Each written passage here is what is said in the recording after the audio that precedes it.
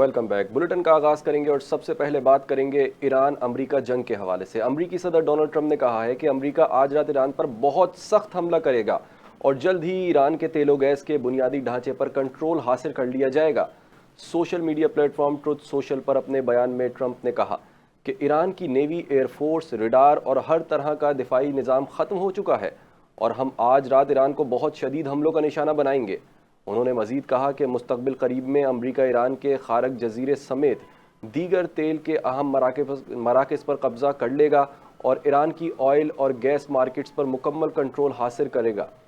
Trump ने अपने बयान में कहा कि वेनेजुएला की मिसाल देते हुए कहा कि अमरीका वेनेजुएला में भी ऐसा कर चुका है और इसका नतीजा अमरीका और वेनेजुएला के दोनों के लिए बहुत अच्छा रहा। और दूसरी जानिब ईरानी पार्लियामेंट की कौमी सलामती कमीशन के सरबराह इब्राहिम अजीज़ी ने कहा है कि हम हारने वालों से लड़ने से नहीं डरते।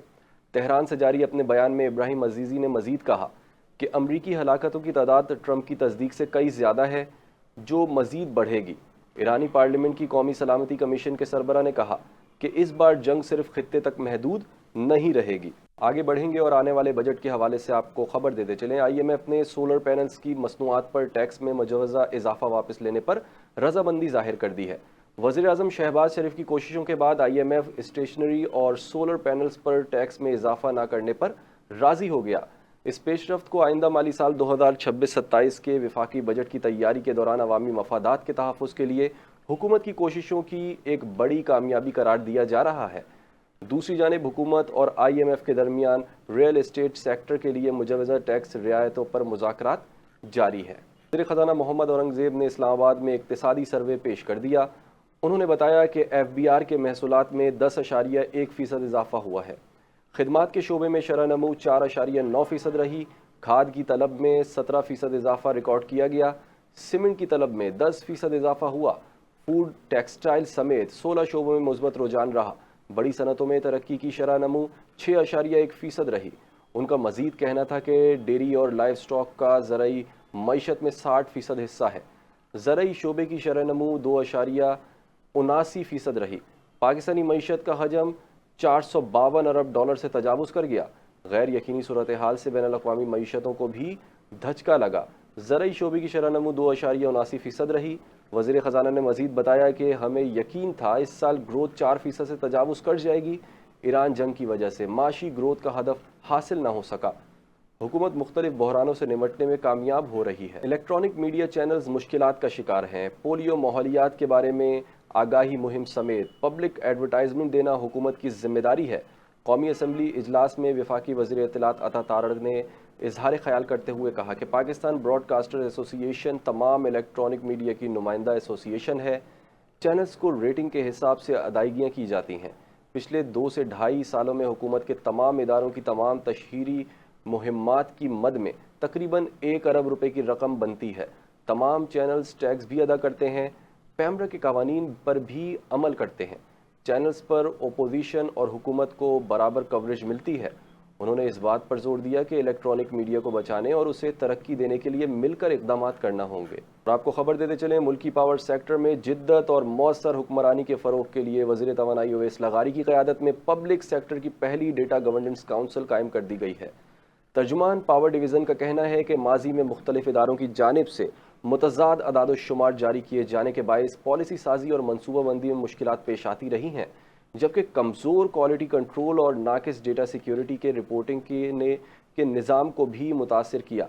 पावर डिवीज़न के मुताबिक नई डेटा गवर्नेंस काउंसिल को आलमी मयार के मुताबिक तश्कील दिया गया है, जिसके ज़रिए तमाम स्टेक होल्डर्स एक ही मुस्तनद और काबिल एतमाद डेटा की बुनियाद पर फैसले कर सकेंगे।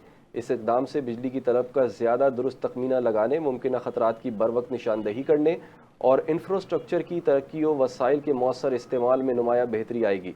सरमायाकारों को तस्दीक शुदा और काबिल एतमाद डेटा तक बराह रास्त रसाई हासिल होगी, जिससे तवानाई का शोबा गैर मुल्की सरमायाकारी के लिए मज़ीद पुरकशिश बनेगा और मुस्तकबिल की मनसूबाबंदी में शफाफियत और कारकर्दगी बेहतर होगी। वज़ीर दिफ़ा ख्वाजा आसिफ का कहना है कि लीडर की रिहाई के लिए एहतजाज ज़रूर करें, लेकिन इदारे को बेतौकीर ना किया जाए। कौमी असम्बली के इजलास में इज़हार ख्याल करते हुए उन्होंने कहा कि आसिफ अली जरदारी, नवाज शरीफ, शहबाज शरीफ, मरियम नवाज और बाकियों ने भी सज़ाएँ काटी हैं। हमने सिस्टम और ऐवान के तकद्दुस को दाव पर नहीं लगाया। نواز شریف کے ساتھ جو کچھ ہوا اس میں نہیں جانا چاہتا۔ انہوں نے کہا کہ 2.25 سال میں کارروائی کا محور تحریک انصاف کے لیے ان کے لیڈر ہیں۔